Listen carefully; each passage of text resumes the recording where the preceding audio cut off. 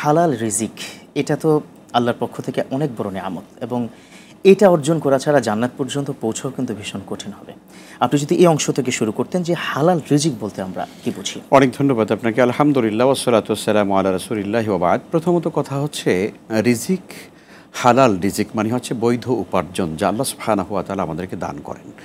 হালাল রিজিক অর্জনের ব্যাপারে কোরআন এবং সুন্নাতে অসংখ্য দালিলিক প্রমাণ আমরা দেখতে পাই।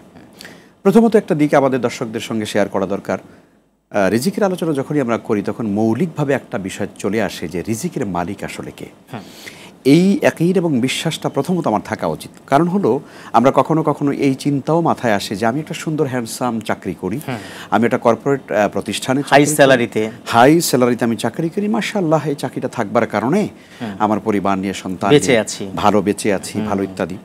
আসলে এই কনসেপশনটা কি আসলে ঠিক যে আমার চাকরি আমাকে বাঁচাচ্ছে বা আমার চাকরি আমাকে খাওয়াচ্ছে? ব্যাপারটা এরকম নয়, বরং আল্লাহ সুবহানাহু ওয়া তাআলা তিনি হচ্ছেন প্রকৃতপক্ষে রিজিকের মালিক। ইন্নাল্লাহা হুয়ার রাজ্জাকু যুল কুওয়াতিল মাতিন।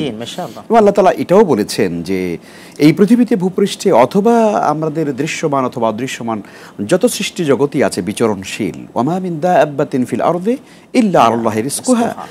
মহাবিশ্বে পৃথিবীতে এই ভূপৃষ্ঠে বিচরণশীল যত প্রাণী আছে প্রত্যেকটা প্রাণীর রিস্কের দায়িত্ব আল্লাহ সুবহানাহু ওয়া তাআলার কাছে। ফলে প্রথমত আমাদের এই বিষয়টা আলোচনাটা করবার আগে এটা মৌলিকভাবে ফান্ডামেন্টাল আমাদের জানা দরকার যে রিজিক কিন্তু আসলে আমরা আল্লাহর কাছ থেকে পাই। হয়তো সেটা এক একটা অসেতা এক একটা মাধ্যম অসিলা বা মাধ্যম থাকে যে আমি হয়তো কেউ চাকরি করছি, কেউ কৃষিকাজ করছি, কেউ ব্যবসা বাণিজ্য করছি, এক একটা মাধ্যমে আল্লাহ সুবহানাহু ওয়া তাআলা আমাকে রিজিকের ফয়সালা করছেন, বাট রিজিকের প্রকৃত মালিক আল্লাহ সুবহানাহু ওয়া তাআলা। এটা একটা বড় ব্যাপার। এবারে দ্বিতীয় জায়গাটাতে যদি আমরা আসি যে রিজিকের আসলে রিজিক অর্জন করবার ব্যাপারে শরীয়তের ইনস্ট্রাকশনটা কি। ইসলামী শরিয়া আসলে কামাই করা, যেটাকে আমরা সহজ বৌদ্ধ বাংলায় বলি কামাই করা, রোজগার করা। ইসলামী শরিয়াতে আসলে রোজগার করা বা কামাই করা বা হালাল রিজিক অর্জন করবার ব্যাপারে ইসলামী শরিয়তের দৃষ্টিভঙ্গিটা কি আসলে? এটা কোন পর্যায়ের? এটা কি সুন্নাহ নাকি নফল নাকি মুস্তাহাব নাকি ফরজ?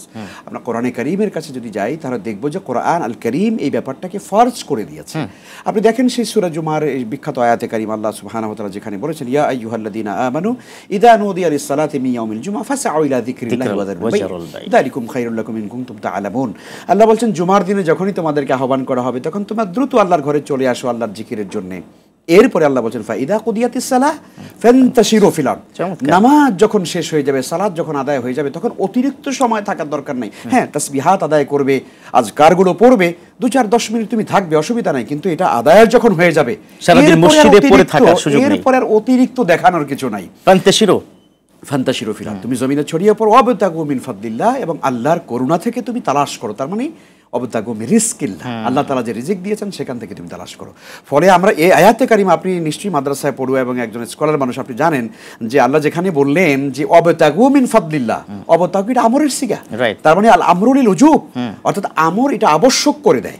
তো আল্লাহ সুবহানাহু ওয়া তাআলা রিজিক কামাই করা, হালাল রিজিক অন্বেষণ করা ইসলামী শরীয়তে ফরজ করা হয়েছে। কিন্তু আমরা নামাজ যেরকম ফরজ ইবাদত বলে আমরা 5 ওয়াক্ত নামাজ পড়ি, আমরা কি সাধারণ মানুষরা কি রিজিক হালাল অর্জন করা ফরজ মনে করি কিনা? এই জায়গাটাতে আমাদের আসা উচিত। আপনি যে প্রশ্ন করেছেন, অনেক জায়গায় আমরা হয়তো এটা মনে করি না।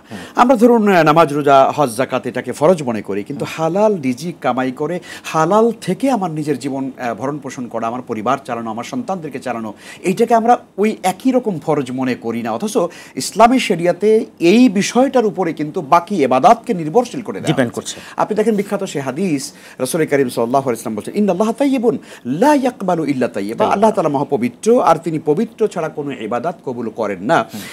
এই হাদিসের মধ্যে বিখ্যাত অনেক লম্বা ইবারত আছে, সেখানে আল্লাহ রাসূল সাল্লাল্লাহু আলাইহি ওয়াসাল্লাম বলছেন যে ইন্নাল্লাহা আমারাল মুমিনিন বিমা আমারা বিহিল মুরসালিন, আল্লাহ তাআলা যেই ব্যাপারটাতে রাসূলদেরকে আদেশ করেছেন সেই একই ব্যাপারে আল্লাহ তাআলা সাধারণ মুমিনদেরকে আদেশ করেছেন। আর সেই আদেশটা কি? ইয়া আইয়ুহার রাসূল কুলু মিনাত তাইয়্যিবাতি ওয়া আমালুস সালিহা, হে পৃথিবীর সম্মানিত নবীগণ তোমরা কি করো? পবিত্র খাবার, হ্যাঁ, তোমরা পবিত্র হালাল খাবার গ্রহণ করো, আর ও আমালু সলিহা। দেখেন এখানে খুব দুটো কথা, কিন্তু হালাল খাবার খাও, অতঃপর ও আমালু সলিহা, নেক আমল করো। আগে হচ্ছে হালাল খাবার, আগে কিন্তু হালাল খাবার। কারণ বিশ্বনবীর হাদিসটা খুব বিখ্যাত, মালবাসুহু হারাম মাতআমুহু হারাম। ওই হাদিসটা আমি আপনাকে বলি, সেটা তো খুব বিখ্যাত হাদিস, যে কোন মানুষ যদি হারাম খেয়ে যদি ইবাদত করে, ধরুন হজ করতে গেল, লম্বা সফর, রাসূল বলছেন যে একজন ব্যক্তি, যাকার রজুল, একজন ব্যক্তির কথা তিনি বলছেন, ইউতিলুস সাফার, লোটা লম্বা সফর করে একদম মক্কা পর্যন্ত গিয়ে পৌঁছেছেন, অতঃপর তিনি বাইতুল্লাহতে গিয়ে বলছেন, ইয়া রাব্বি ইয়া রাব্বি, হে আমার রব, হে আমার রব, আমার দোয়া কবুল করো। নবীজি সাল্লাল্লাহু আলাইহি ওয়াসাল্লাম বলছেন, কি করে তার দোয়া কবুল হবে? মাতআমুহু হারাম, যা খেয়েছে সে হারাম, মাশরাবুহু হারাম, যা পান করেছে তা হারাম, মালবাসুহু হারাম, পোশাক যা পরিধান করেছে তা হারাম, ওয়া গুযিয়া বিল হারাম, যা দ্বারা জীবিকা নির্বাহ করছে তাও হারাম। ফাআন্না ইউস্তাজাবু লিযালিক, কি করে তার দোয়া আল্লাহর কাছে কবুল হবে? তার মানে হচ্ছে হালাল রিজিক ছাড়া যদি আমরা নামাজ, রোজা, তাহাজ্জুদ, কান্নাকাটি, দোয়া, জিকির, আজকার যাই করি না কেন, আমার পেটে যদি হালাল রিজিক, বৈধ উপার্জন না থাকে, আমার কোনো ইবাদতে কাজে আসবে না।